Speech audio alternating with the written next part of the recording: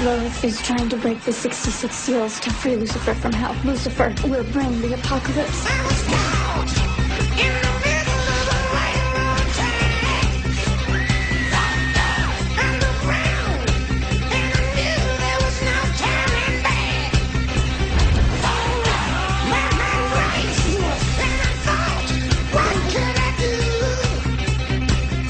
You possessing some poor bastard? This is a vessel. I had to give my consent to invite him in. We know at this point that Dean is Michael's vessel, that Michael, the Archangel, is going to occupy Dean, or hopes to occupy Dean's body in order to fight Lucifer, who is going to occupy Sam's body. So this sort of final apocalyptic confrontation is going to happen with the two brothers, Sam and Dean, as the vessels for these supernatural beings. So that's where Sam and Dean fit into the apocalypse. And I see my job as preventing either one of them from getting possessed by Satan or the Archangel Michael. Castiel is not he doesn't have a harp, he doesn't have a halo, and he doesn't sit on a cloud. So for those reasons, he doesn't really fit the bill of your stereotypical cherubic angel. He's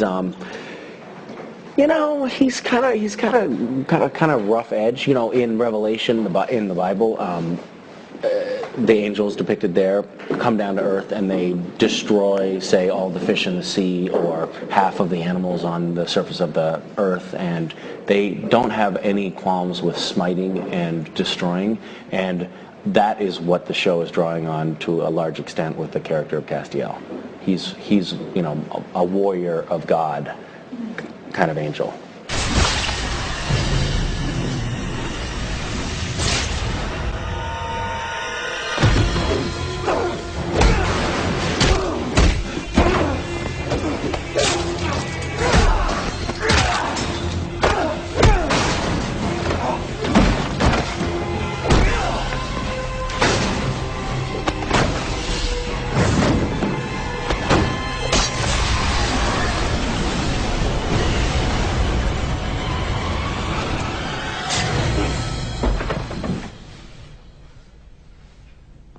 How are you?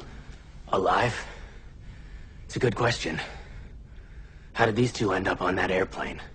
Another good question, as the angels didn't do it. I think we both know the answer, don't we? No. That's not possible. Scares you? Well, it should.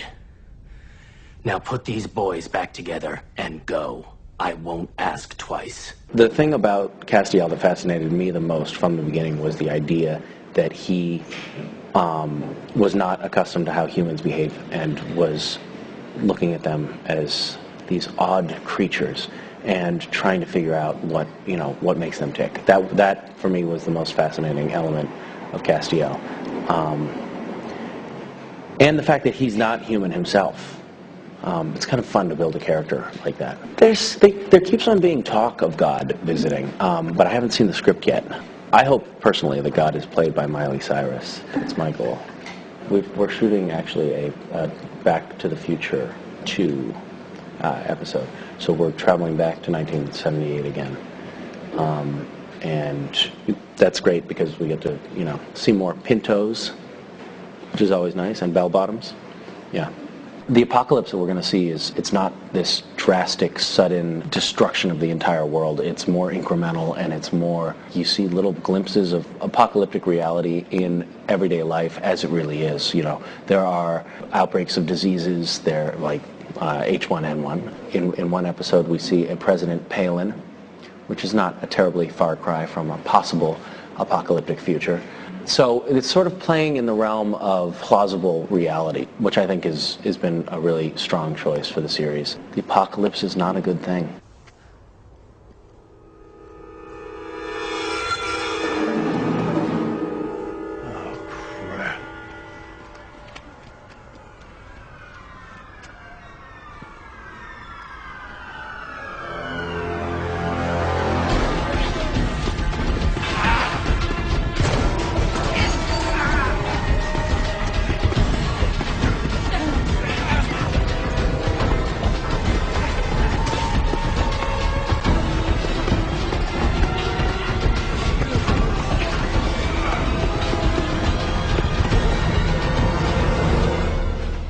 I don't know if it's my favorite scene. It was, we had a scene where I sit on a whoopee cushion, and when we were shooting the scene, when we started rehearsing the scene, me and Jared and Jensen all called the producers and said, "This is stupid. It just doesn't work. It's not funny. It's ruining the scene."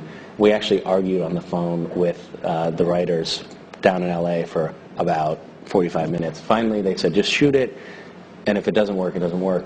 If it's not funny, we'll cut it out." And then when we started shooting the scene, it turned out it was so funny to us that we kept on cracking up laughing, which really gave us that, you know, it put us in our places. But it took an incredibly long time to shoot that scene. So yeah, look for a fart in season 5. Now, the key to this total shared perception is it's surprisingly physical. Excuse me, ladies, I think I need to confer with our fearless leader for a minute. Why not go get washed up for the orgy?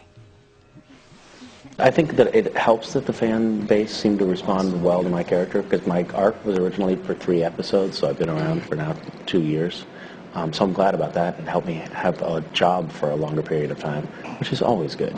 Yeah, it's been fun. It's been kind of surreal. The fans for Supernatural are very avid fans, and it's really intense. And now, you know, there are fan sites in virtually every country in Europe, and that's always a little odd and a little fun, yeah.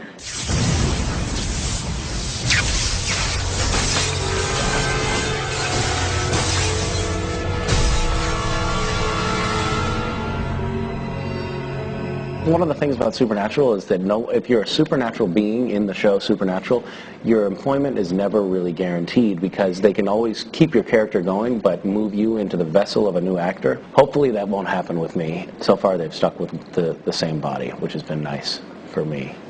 Misha. What? What did? I didn't get that. That's kind of funny, talking to a messenger of God on a cell phone. It's kind of like watching a Hell's Angel ride a moped. This isn't funny, Dean. The voice says I'm almost out of minutes. Okay, all right. I'm telling you, Cass, the mooks have melted down the gun by now.